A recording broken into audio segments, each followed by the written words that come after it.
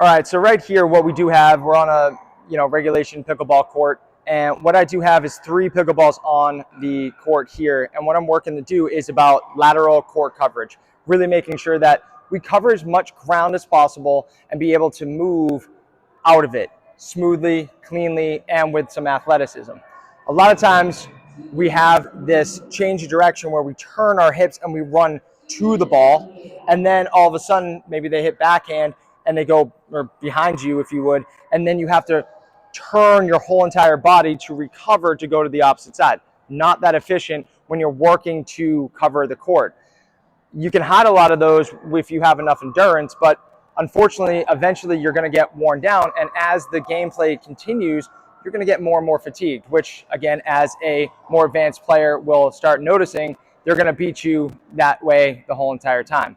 So to increase your agility and lateral core coverage, this one drill can really truly help not only how to stay balanced and controlled through your movement patterns, but be able to get you a really clean and controlled movement pattern so that you stay facing the net and so that you can rally quicker and be smoother and more efficient with your paddle play.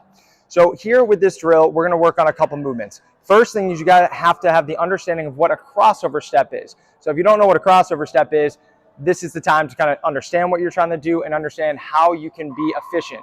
Because what you're going to see within the first really 5 yards of this drill, I'm not going to be changing my hips directions, or at least that's the goal. So what we're going to first start off on is how do we do a crossover step? Real simply, you just want to be in this nice position, athletic stance, and you want to bring that knee across the midline of your body first. Break that imaginary glass. You do not want to lead with that foot because, as you can tell in this position, it doesn't look clean and chance of injury skyrocket with this very awkward positioning, and you're not being very efficient.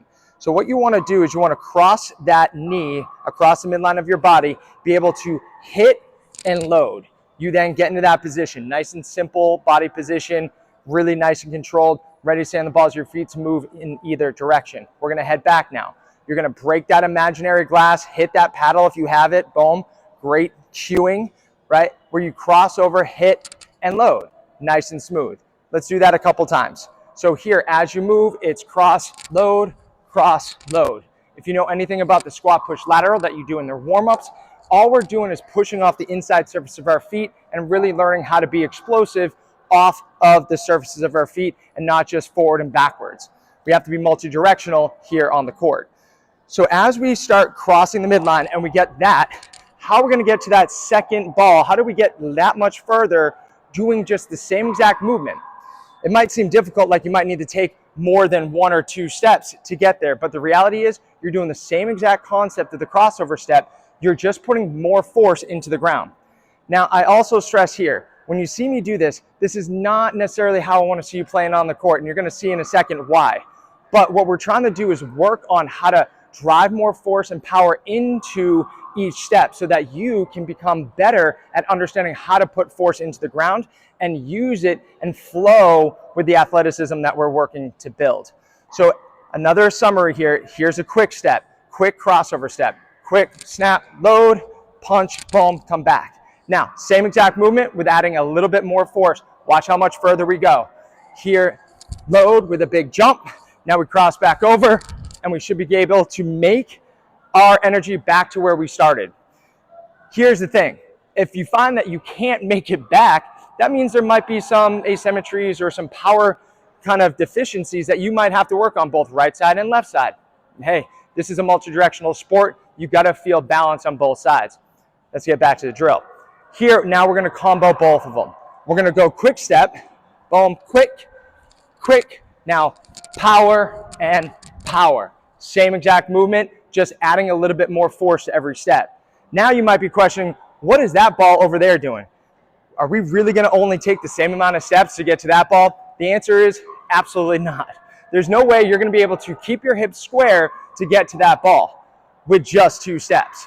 But because of what we're going to teach you on how to work your lateral movement, I consider this crossover, pull, land, right? Or crossover, pull, hockey stop is how I've kind of deemed it a lot.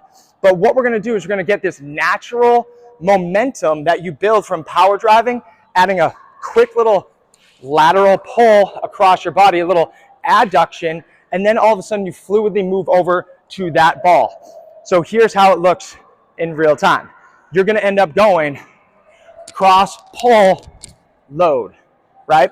Now, I might not have made it out to that ball, and that's okay. The goal is to be able to flow through that movement pattern and be able to get everything so that you keep square, so you can move yourself back in the same direction or in the opposite direction so you can help yourself out and cover a lot of court, all right? So now, you question, how do we get to that ball?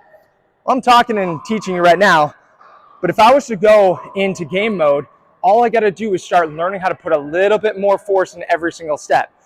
So what we try to work on is being able to say, let's get into it. And now I'm going to try to make it down, and then we're going to try to make it back. So here it's going to go cross, pull, load, cross, pull, load. Awesome. Made some good coverage, made the fluidity happen, kept my hips square. And like I said earlier, is this how I'm going to want you to run across the court when you're playing? The answer is no. But what we are working on is off-court work where you're working on how to be more fluid with your body movements. Because now, which is what I'm going to show you, this is what is going to happen when you play. And this is how we have to adjust with your athleticism to understand, do I add quickness? Do I add power? Do I have to have a little bit more force in this step? And eventually, as we will talk a little bit later with some other drills and other things that we work on with the sports performance side of pickleball, when do you decide to actually twist your hips and move? And that will eventually happen. But here, working on lateral movement, working on this lateral connection where you're fluidly moving from quick step to powerful step to blending it all together, all with the one simple movement of your crossover step. That's why the crossover step and learning how to do that is so important. So here, we're gonna go game speed mentality, and this is how you're gonna practice when you get into it. Again, stay low, stay in control, because your speed is only as good as how well you control it. So keep that in mind when you're doing it. Here's how we want to do it. We're going to go quick, a little bit more power, then all the way down, and then all the way back. Ready? And let's go. Quick, quick, power, power, blend them all together. Boom, blend them all together. Then go quick, quick, more power, same step, and then cross, pull, load, cross, pull, load. And that's how you do the crossover step and 3-5-7 drill for pickleball off-court training.